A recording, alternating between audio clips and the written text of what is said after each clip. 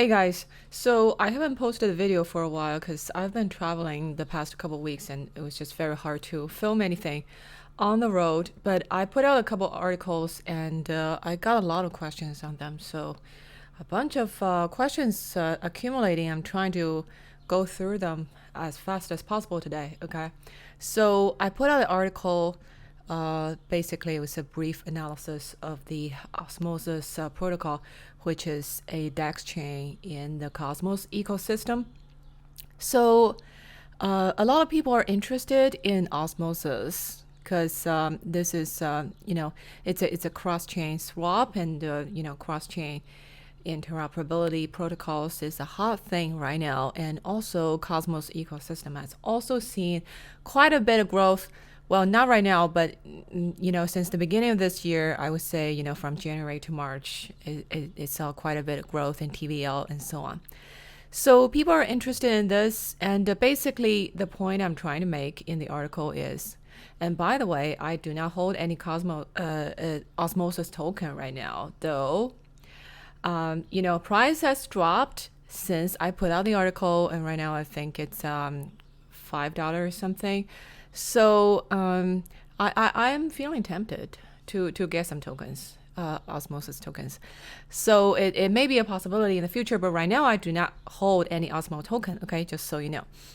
So basically the point I'm trying to make in the article is that first of all, DEX is a very tough business. So your typical, automatic market makers, the AMM, so DeFi asset swaps applications, they are very tough because the entry barrier is very low and the code is it can be copy and pasted pretty easily, and it has a very low cost for someone else to set up a DEX and compete with you.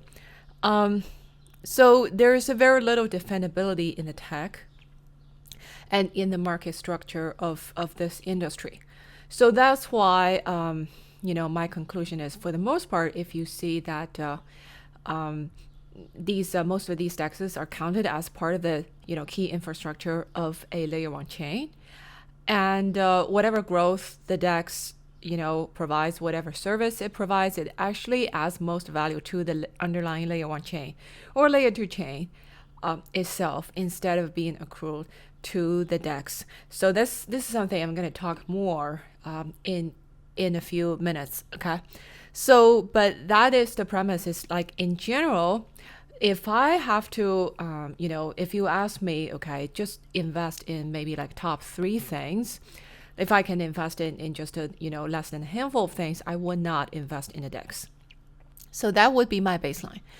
But if you look at, Osmosis, the situation is a little bit different, I would say, because first one is, as we mentioned, it's a cross-chain swap. So it's actually, serves the entire Cosmos ecosystem, which is expanding into, I think right now, active chains are 20 plus. There are 20 plus active chains, and it's also, quickly expanding into more new chains. And it serves a crucial function in this ecosystem, which is to give these, all the Cosmos ecosystem tokens instant liquidity for people to be able to trade those tokens. So that is a huge value add. But then, the same thing you can, what you can say about most DEX, you can also say about Osmosis, is where exactly this value accrue, right? So again, we get into more of that in a minute. But and also that the team is solid, and they have been product iteration and innovation has been pretty fast. So it's definitely a solid product. I definitely really enjoy using the product. But you do see that there can be a lot of competition coming up, even in the cross-chain DEX space, not just in the Cosmos ecosystem, but in other chains, other ecosystems as well. So so my general conclusion is this is a solid project, but in a industry that is very hard to accumulate a moat. But if you really do want to invest in the DEX subsector in DeFi, I would say this could be a solid choice. So that's my basic conclusion in the article. So let's look at some questions, okay? A lot of these questions about tokenomics, about token emission schedules, and so I will, just use this opportunity to not just talk about Osmosis. I would talk about, just tokenomics of some of the general DeFi apps in general, because there are some common patterns that you can see that is applicable across a lot of different projects. Okay, so first question from DeFi King, he says, this thread is flawed because it leaves out major dilution risk of Osmo token being highly inflationary. A single LP exponentially increases asset sell pressure as already downtrending emission schedule means price will keep decreasing as increase in TVL is less than sell pressure plus inflation. Okay, so basically he's just saying token emission is too high, right? So now, first of all, I would like to, just clarify some terminology, because when people say token inflation, what they are saying really is the new token emission. If we use, in the currency term, that would be the supply in base money growth. Okay, so the money supply growth is a different thing than inflation. It's not, the two does not correspond 1-to-1. Okay, so if you have the US dollar money supply, if the US money supply increased by 5%, like US base money, increase by 5%, it does not mean that inflation will increase by 5%. Most likely it will be less. And the reason is because, a very fundamental reason is because the economy is growing, right? So if the economy is growing 5%, meaning there is presumably approximately 5% increase in the transaction needs of using US dollar, right? And your money supply growth increased 5% as well, then you could have no inflation in terms of the goods and services that are being priced in US dollar. So I think people kind of in the crypto world, people kind of use these two words interchangeable, but in fact these are two different things. So you cannot say Osmo inflation is the same thing as Osmo token supply. So I would just use Osmo token supply, okay? Because inflation is also related to how much your protocol is growing. So, but the fundamental issue is the token supply emission rate being too high. So I can tell you right now, the token supply growth is about 85% a year, okay? It sounds really, really high.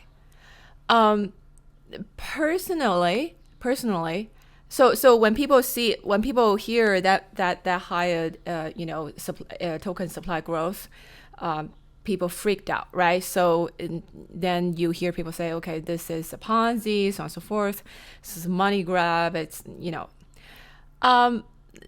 to me personally, I am neutral about the token supply growth rate, as long as it really depends on the context that we are talking about, right? And to me, it depends on whether this is something sustainable. It depends a lot on the growth of the protocol itself. It depends on the protocol as a business, how fast it's growing and how sustainable it's growing, right? And also some other parameters as well. So, but you see typically, when this is especially, I think, prevalent practice in DeFi is when you have a new AMM or borrowing lending protocol, some, new LP pools, new staking mechanisms, when they're just initially being set up, typically you see the APR rate being very, very high, right? You even see like it being like 1,000%, something like ridiculous sounding like that, right? But it's being counted in the project's native token, right? So in this case, it's the Osmo token. Now, is this good or bad? Well, first of all, the reason that people do this, right? The reason people do this, why give such a large APY or APR, while at the same time, that APR, where does that come from? It comes from new token emission, right? So like I just mentioned, the annual token supply growth of Osmo is about 85% right now. So half of it, about half, a little bit less than half of it, is being used to reward the liquidity pool, providers, right? So those APR rate is pretty high in double digits, and it's being rewarded with the Osmo token. So why do people do that? Because you can say these tokens could be, what's the basis of the value of these tokens, right? So, but you can say the same about economic policies of countries. So increasing money supply to stimulate economic activities is a tried and true practice of countries' monetary policies. And the reason it works is based on some assumptions. And these assumptions, a lot of times, they are true. And one of the major assumptions is price stickiness. So if I increase tokens, if I increase like US dollar money supply, and let's say I central bank or government airdrop some US dollars into your bank account, right? Which they did during COVID. They did a lot of it, right? But there are other, indirect mechanisms through the banking system. But let's say you increase the money supply and you airdrop the token to people's wallets so people can use that cash to buy stuff, right? That would stimulate economic activities as long as the prices in your economy has some degree of stickiness, so that the increased money supply does not immediately translate to higher prices, so that the purchasing powers of people does not change at all.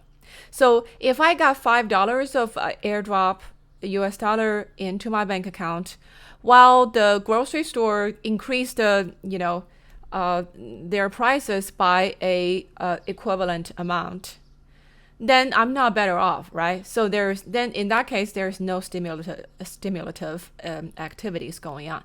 But if I get $5 of airdrop, while the grocery prices only increases a little bit, at least, if in the short term it increases just a little bit, or even there's no increase, then I'm better off, right? I suddenly become richer, and in that case, I would go out and spend more. So that is the way. That's why this kind of measure actually works in the short term, because you have some degree of price stickiness. That's a very important assumption for very important base for this kind of mechanism to work, right? So of course it works in the short term. It does not work forever, right? Eventually the prices will catch up to whatever money supply increase that you put out. But in the short term, if you want to stimulate the economy out of the recession, so on and so forth, that's what countries do, and a lot of times that works. Okay, so there is a similar. It's not an identical idea, but it's a similar idea that is being applied here. So if you give people, 300% of APR, that is being, but it's being paid in your project's token, right? So as long as your project token exchange rate vis-a-vis US dollars does not drop by the equivalent amount, right? It as long as it does not drop by like 200% overnight, because you're giving out a 200% APR.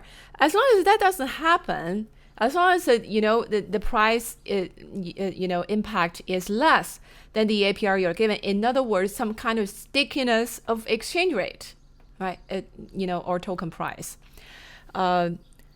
then this will stimulate economic activities in your application, right? Because it makes whoever that is earning income in your token to be richer. Sometimes it's an illusion, right? Sometimes you really, there's no better off when you're just earning these tokens that do not amount to much in value. But a lot of times you do actually you actually do have a real income effect because of the stickiness of the exchange rate. Now you can say, well, why stickiness? Why the exchange rate is so sticky? Well, there are a lot of reasons, but one of the reasons is for DeFi applications or any kind of applications, you can say, well, one of the reasons is because there is the protocol itself is growing, right? So if you actually have real adoption, you actually have some degree of network effect. So your project is growing, you have more users, you got more adoption, you have more eyeballs on you. It creates a support to your price, right? So even if you give out 200% APY or your token supply increase 200% a year, it does not immediately automatically lead to 200% drop in your token price. So if you manage these things right, this can be a great mechanism for you to bootstrap your growth of your DeFi app, right? So if you have some degree of token like a token supply growth, even if it's pretty high, but you have some degree of price stickiness of your token because your protocol is growing. And let's assume that protocol growth is sustainable, which is a huge assumption, right? But at the end of the day, you probably come out all right because you have successfully bootstrapped your growth essentially with this highly inflationary token emission. Okay, so all that long-winded explanation, how does that relate to osmosis? So the same logic applies here, right? So if you look at the token supply growth, it's 85%, okay, a year. But TVL growth is also increasing pretty fast in the past 3 months. Maybe not in April, okay. It's died down a bit. But in general, I would say if your protocol is growing and you are constantly pushing out new features and new products, and your user base in general is growing, this could lead to a sustainable regime. I think the most crucial key element here is the quality of the business, of the underlying business. Whether that business is sustainable or not. If that business is sustainable, if the product is growing, I do not see anything negative about a high token emission schedule at the beginning to bootstrap growth. So if we look at, here's the thing. If you have a very high token emission, if you as an investor, you just buy and hold the token, then obviously you are losing your stake as a share of the total token supply of the protocol is constantly decreasing over time. And the faster the token supply growth, the faster your share drops, right? So But that's also, protocols do this for a reason, because they want to encourage you to actually use and participate in the application. So if you do not want your share in your protocol share to drop, then you either stake the token, or you participate in liquidity pools. That will earn you an APY denominated in the native token. So at the end of the day, your share, the portion of your token holdings as a share of total token supply of the protocol may not drop. So in this case, I think right now, if you stake the Osmo token, the return is the APR is about 60% a year. So if you count token supply growth is 85%, a staking return is 80%. That means if the protocol growth, I would say it's about 25% a year, which is not a crazy number, given it's so early and it's a solid project, and the whole Cosmos ecosystem is also growing. 25% of protocol growth a year is not a crazy number.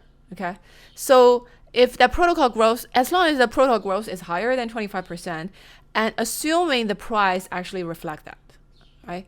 So reflect that growth. So at the end of the day, in a year from now, you are, certainly not worse off compared to where you are today. Okay. Now, however, if you do not stake, if you do not participate in any LPs, you're just basically short-term speculating, then obviously every day you're losing, in real terms, you're losing your share, as a percentage of the total protocol token supply, because the token supply rate is very high. From the protocol point of view, this is quite a reasonable choice because they want to encourage people to actually stake, to actually participate in, in delegated validation, and also to participate in LPs, because that's the actual adoption, right? So I would say on balance, I'm not too concerned about this token emission schedule. Is this a genius, perfect token emission supply plan? No. But does that take away from, my baseline assessment about this protocol? I don't think so. I think this is still reasonable. Okay. So that's question number one. Oh my God, 20, that's 20 minutes just for this one question. But I hope we also touched about some of the general DeFi tokenomics problems. So the next question from BlogFan, why haven't you talked about thirdening and the impact it might have on the ecosystem? Okay, so this thirdening, so for those of you who are not familiar, so basically the Osmosis token emission is going to drop by a third in every year. So let's say in the first year, which is right now, right? Because the project started in June, July last year. So we're in year one. So let's say the year one token emission is 90 tokens per day. Okay. And next year it will drop by a third. So in the second year, it will be 60 tokens per day. And in the third year, it will drop by a third again. So it will be 40 tokens per day. So that's what they call thirdening. So it's like similar to, blockchain, the Bitcoin halving, right? Every 4 years. But in this case, it's like every year it's token emission drop by a third. So I think maybe you're thinking, okay, would this have a similar effect as Bitcoin? Because Bitcoin halving is such a huge meme, and everybody was like, okay, when the halving schedule, when the token emission is halved for Bitcoin, it always leads to kind of upward trend cycle of Bitcoin prices. So in this case, I'm not so sure because this is a different type of asset, okay, compared to Bitcoin. Bitcoin is really, it sits in your wallet, doesn't do anything. It does not depend on any, economic use cases or any applications to build on Bitcoin for it to have a positive price, right? Because it's just a store of value asset. It's not like an economic it's not like a smart contract platform or a economic ecosystem that creates positive value. So in that case, that value calculation supply demand side is I would say simpler compared to a token in DeFi space, because really I think the token price is a lot more driven by the adoption of the protocol itself. So I think that will be the biggest factor is how sustainable and how fast the protocol adoption is growing, in terms of users and TVLs. So this kind of thirdening, I would say I certainly don't see a negative price impact, right? But how much of a positive price impact this will be, because it's a programmed drop in supply, in token supply emission. But how much a positive impact this will be on prices, I can't say. I don't know. Okay, but it's certainly not a negative impact. Okay, next one from Nicole. Question: do you see SFS as a moat, and the ability for Osmosis to add multiple features as a application-specific blockchain? So SFS is the Superfluid staking. So basically, Osmosis has this relatively new feature that allows you to stake some of the tokens in the in the Cosmos ecosystem. For example, the Atom token. Without having to have the lockup period, right? So basically, you can think of this as a over-the-counter exchange for locked tokens. So between locked token and unlocked token. So, is this a moat? In other words, is this some kind of defendable competitive advantage over the long term? I would say no tech feature in itself is a moat, because this is not some kind of this is not rocket science. I mean, build a feature for this kind of liquid staking is not rocket science, and a lot of other protocols have done it. So in terms of tech, this is not a moat, and the same can be said about most of other DeFi features.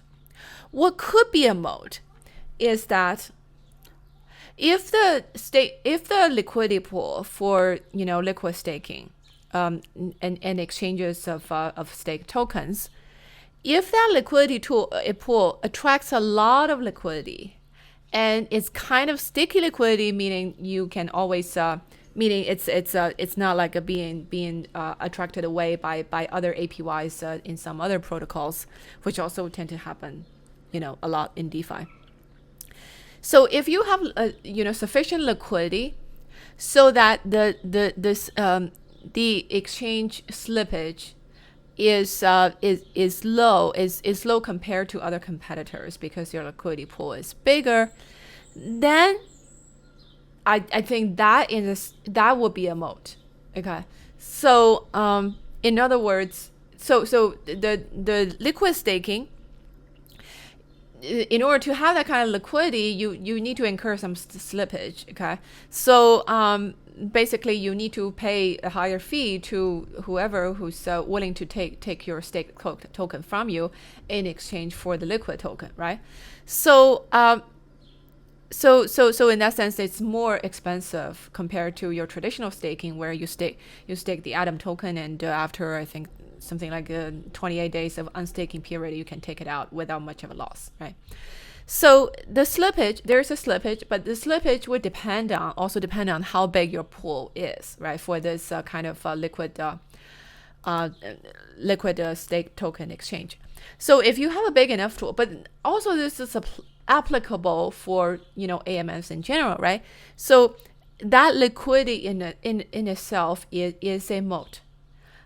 If you can build something, if you are sufficiently early to this feature, in building this feature on this specific ecosystem, and you manage to attract a sizable liquidity pool for this feature, and that is not being attracted away by other protocols, then you are able to offer less slippage, and that could be a sustainable moat. Okay, but the feature itself is not. But ultimately, I would say, I think the biggest moat in DeFi, it really depends on the team. I think that's the most important thing, is because the defendability of any feature is so low. I would say the biggest hope, for any DeFi protocols, is to continue innovating and continue building new features, and hopefully, you get to a stage where you create some kind of network effect because you have so many, different features that interact with each other. So when users are on your platform, they do not need to leave to go do something else, right? In order to use to use another feature. It's like, Amazon. If I'm on Amazon website, I can watch movies, I can buy groceries, I can do a bunch of things. It takes care of a huge percentage of your daily, routine purchasing needs. So in that case, it's a platform that's very, very sticky, right?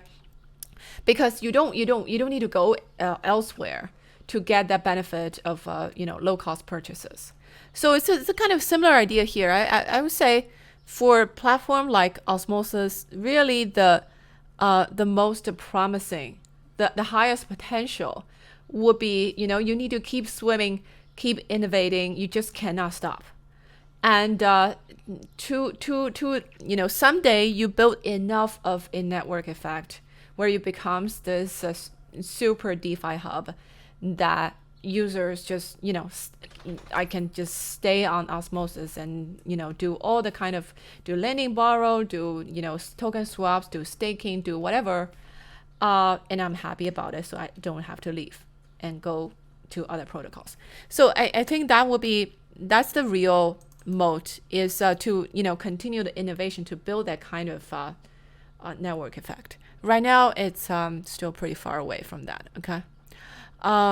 Next question, Shivaji, what is the market cap of Osmosis? Come on, guys. If you have the time to write this question, you might as well look it up in CoinMarketCap or in CoinGecko. Okay, so I'm not gonna answer this because this is this is something you can do. Like it does not take even 5 seconds to check it out. Okay, try to get your hands dirty to get information as much as possible. Okay, next question from Galactic Royalty. I think the key differentiator of Osmosis is that it is its own L1, which allows it to have a premium price because it accrues value for its own chain. Most AMMs and DEXes these days accrue value for the underlying chain, but this isn't the case here. Okay. So I'm not so sure. So you see, yes, Osmosis is its own chain, but where the value accrual in the ecosystem, it's not being automatically determined by whether you are your own chain or not. The reason that I know at the beginning I said most of the DEXes, the value accrual, end up being on the underlying L1 that they serve, right? But that is not because those DEXes don't have their own chain.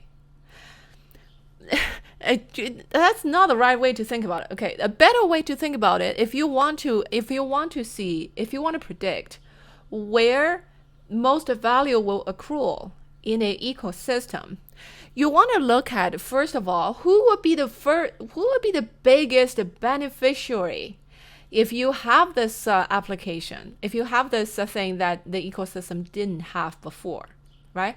So if the ecosystem has a DEX, well, before it doesn't have a DEX, then this is really like a crucial piece of infrastructure. It's like in a real estate community, it used to be no school. Now you suddenly have a school. Now, because there is a school, now you attract more parents with children to locate to buy real estate in your community, right? So it really, the biggest beneficiary is that real estate community itself. It's not necessarily the school itself. So I hope that's a understandable analogy. So in this case, when you have a DEX in an L1, the L1 is really the biggest beneficiary because this is a key infrastructure to unlock some of the growth potential of the L1, right? So that's number one. You look at who is the biggest beneficiary of this application.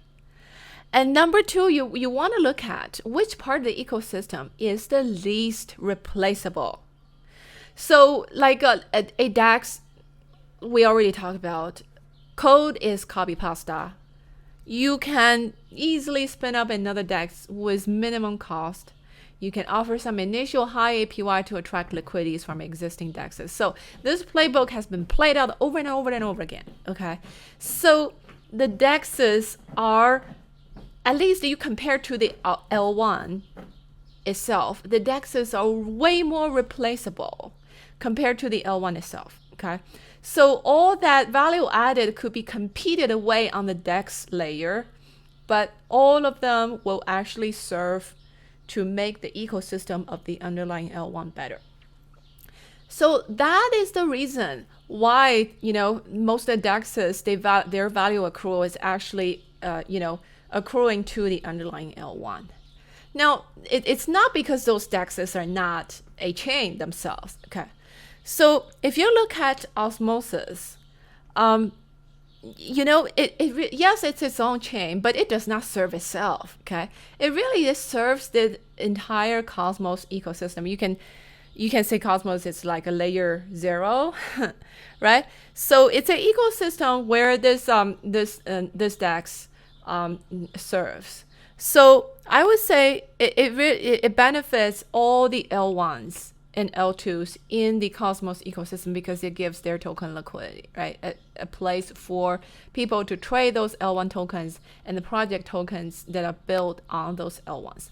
So I would say those will be the biggest beneficiary of the existence of Osmosis.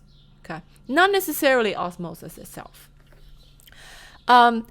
Being its own chain or not its own chain, it's really more of a technicality. All right, you have to look at this from, I think, the 2 points that we just discussed. So, but this person, he mentioned another thing though. It says it has its underlying chain. It may give it more flexibility to build new tokens on top of Osmosis. I think this part is true. That is the benefit of having your own chain, is you have more space to actually innovate. Okay, so I think that is a benefit of being your own chain. Yeah. So I would look at this from both those perspectives. But it's not like being your own chain in itself is somehow a advantage unless you actually take advantage of it. Okay, basically. Next question, Crypto Crunch. So basically, stick to investing in L1s because it's too hard to pick winners inside each L1.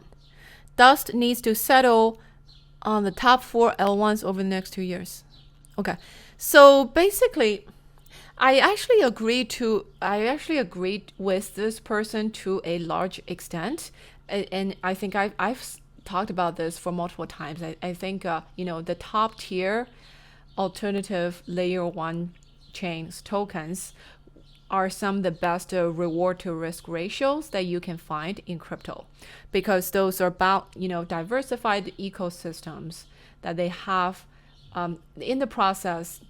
They're in the process of building their own network effect, but they are big enough to have relatively contained volatility compared to a single DeFi application built on one of those chains. You have to look at this case by case though, which we will talk about it, some of the specific chains. But if you look at Cosmos per se, for example, the Cosmos is sort of a layer 0, I would say, because it's really a lot of L1 chains like Terra, for example, is using the Cosmos SDK to build their chains, but it does not have to use. It doesn't involve the Atom token, right? So the Atom token it's only you only use it for validation. You only need to stake the Atom token as a validator if you are a validator for the Cosmos Hub, okay, which is a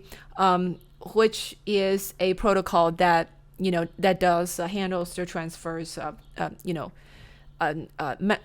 across different blockchains that use the Cosmos SDK. But the thing is, you don't have to use Cosmos Hub to handle those cross-chain messaging or cross-chain interoperability. So that's the thing, though. You don't have to use the Cosmos Hub. So that means even though the Cosmos ecosystem as a whole, you have like all those L1s that using Cosmos inter-blockchain communication protocol to be able to interoperate with each other in some way, but you do not have to necessarily go through Cosmos Hub. And the Atom token is only used to validate Cosmos Hub. Okay, so that's sort of a special case. So that really limits the growth of Atom token in itself, even if the ecosystem is continuing to grow. Okay, so that is some reservation I have about Atom/Cosmos in terms of just the tokenomics. But I'm optimistic about the ecosystem. I think it's gonna continue to grow, but whether that value will accrue to Atom token, that is a totally different question. Okay, because each of the L1s that are in the Cosmos ecosystem or use the IBC is they have their own ecosystem, right? You do not have to involve Atom in a lot of ways in those L1s. So next question, Michael R. What seems to be missing from this analysis is any sort of discussion of what the Osmo token has to do with the success or failure of Osmosis. In this case, it actually does, because Osmosis is its own chain. So you if you want to be a validator on Osmosis, you have to stake the Osmo token, and also it's used the transaction fees, token swaps, and staking, and whatnot, all the other new features. When you pay some sort of transaction fee, you're paid. That is being paid in Osmo token. So in that sense, this is actually not one of those useless governance tokens. Okay, so it actually has some utilities. Next question from the tail risk. Great thread, but there's no moat in these protocols. Relatively easy for someone to spin up a competitor, right? Well, like we already talked about, right? This is the thing about DeFi, is a moat in DeFi is very hard to build, because it's very easy to spin up another AMM or something like that. So if you're expecting some kind of a tech advantage to be defendable in DeFi, I would say that would be very far-fetching at this point. But what the actual moat comes from is, number one, your liquidity, right? So if you have a better liquidity than other DeFi protocols, you can offer less slippage in transactions, better prices for people who are using your protocols, then that is a moat. And if you keep innovating, you keep pushing out new product features, and people actually love using your product, and at some point you build some kind of network effect as a DeFi hub. I would say those would be the potential sources of a moat. But most of the DeFi apps would just be, just a chess piece that is serving the underlying L1 or L2. Okay. Next question from Jake. I would love to hear your thoughts on Terra.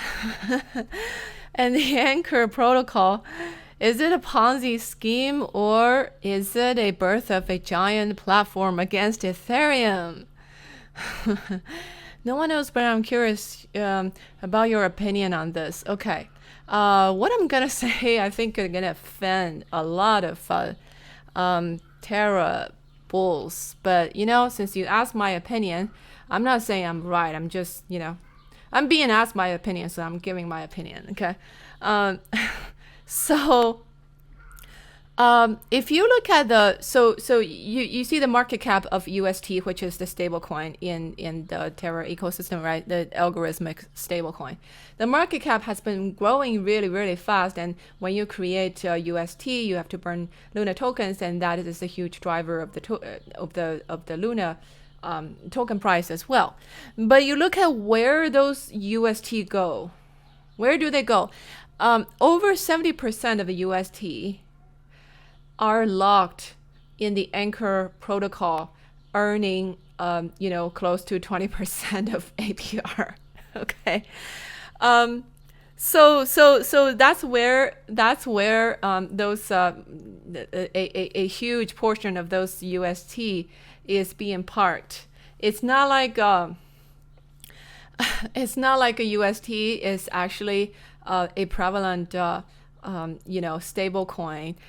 Unlike Tether or USDC, the actual adoption of UST is much lower than those other stable coins that I mentioned. So and if you look at Anchor, the loan to deposit ratio in Anchor is a little bit over 20% right now. So that means about 20% of those deposits in Anchor are being lended out to earn a fee, earn a revenue for Anchor. Compared to the typical, so you compare Anchor to a typical bank. Bank has the same, similar business model. You lend money, you borrow money from depositors and you lend them out. You capture the interest rate differential. That is your profit, right? That is the bare minimum business model for banks. So the Anchor is very similar, right? But you look at typical banks, loan to deposit ratio is about 60% to 80%. Okay, so up to 80% of your deposits in a bank are being lended out that are generating a revenue for the bank. Okay, so 20% of loan to deposit ratio is really, really low. So apparently, what this seems to me, what it's saying is we have a demand problem for lending. We do not have enough demand for UST in terms of lending. If we just look at Anchor, the Anchor project per se, okay. And on top of that, if you look at the interest rates that are being charged in Anchor, so the lending rate is about 5%. It's a little bit over 5%, okay. So if you borrow money from Anchor, you pay on net 5% back interest rate, because they also give you some incentives, so basically they pay you to borrow money. So but on the net term you pay about 5% interest rate, while your deposit rate that Anchor is paying for people to deposit money is close to 20%. Okay, so you basically have a extremely negative profit margin for Anchor right now.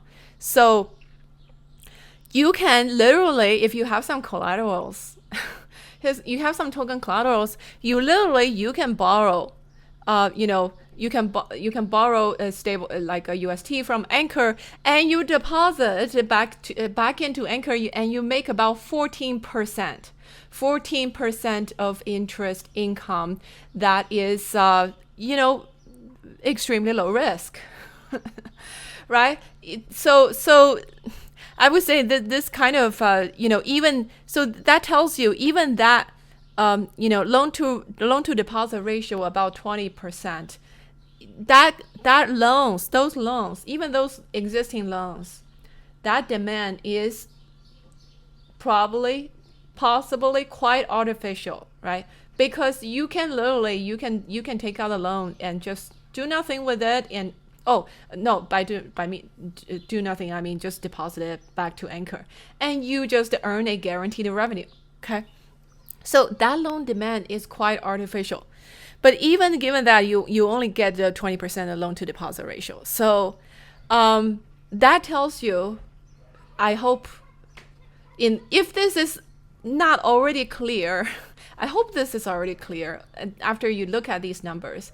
This, at this current stage, at this current configuration, you look at these parameters, this is not a sustainable business by itself. Okay, so is that a problem? It could be a problem, it could not be a problem, depends on how you look at this. Okay, so first of all, it is a common practice for startups to sponsor its users, right? Subsidizing users to gain adoption is kind of a standard practice when network type of startups, they want to gain traction. Very typical example is PayPal, right? So when PayPal just started, nobody's using it, and PayPal was literally giving people money to use PayPal to send money, right? So it was subsidizing its early adopters to a large extent. Now apparently it worked for PayPal, right? So you can argue, can it work for Anchor, for Terra? Here's the thing though. If you want to subsidize user, that's all well and good, but you better know what you are getting out of it. Okay? So for PayPal, yes, it subsidizes its user, but its specific goal is to gain a kind of network effect. Because when you are, for PayPal, it's a payment transaction app, right?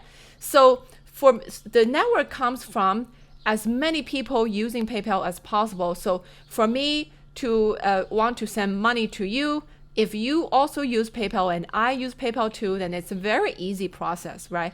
But if I use PayPal and you do not use PayPal, then, I cannot send it to you, okay? So that's why the platform wants to get as many people using PayPal as possible, so that to make this transaction very, very easy to transfer money across all the PayPal users.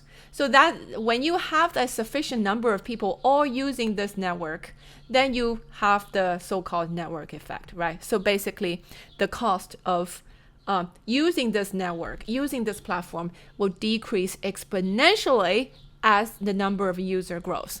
Now, do you have this kind of network effect for Anchor? I don't know. Right now, I do not see it. Why? Because what is the network effect being built here?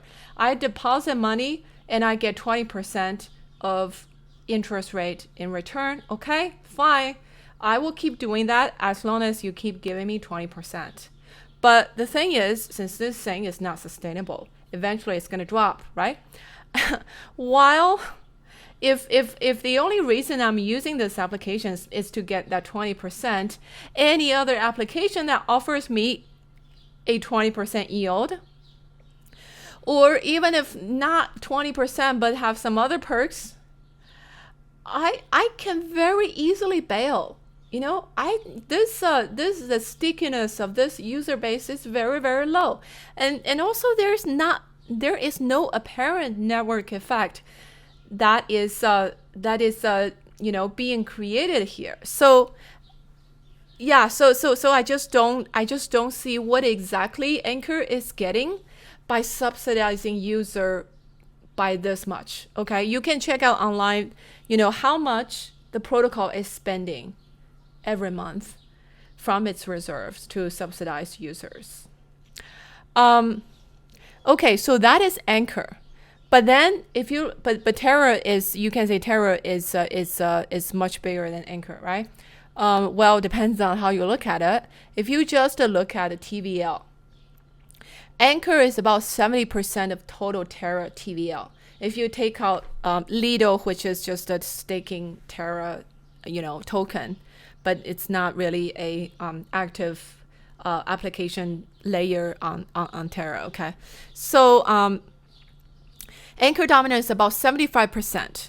So if you take out Anchor, the TVL will be around $5 billion right now, which in the similar range as Solana, Polygon, Phantom. Okay, so but you look at the Terra's market cap is much bigger than at least Polygon and Phantom. You can say, well, Solana's market cap is bigger, but keep in mind Solana is a much more diversified platform. It's not just DeFi. DeFi is just not a very big. Well, it's a decent sized part of Solana, but Solana has many other applications built on top. So it's a much more diversified ecosystem compared to Terra. So basically, the hope to grow out of this current Ponzi scheme. So yes, right now it is a Ponzi scheme. Again, this is my opinion. You don't have to agree, but I was asked about my opinion, so that's my opinion. So it needs if it wants to be more sustainable, we need more use cases for Luna and for UST. Okay, and you can argue those use cases are being built out, and Terra. UST is the de facto stablecoin of the Cosmos ecosystem right now, and Cosmos ecosystem is growing, and also Terra is UST is being extended into other layer 1 like Avalanche as well. So you can say yes, those use cases are indeed growing, but it's a matter of how fast they're growing, right?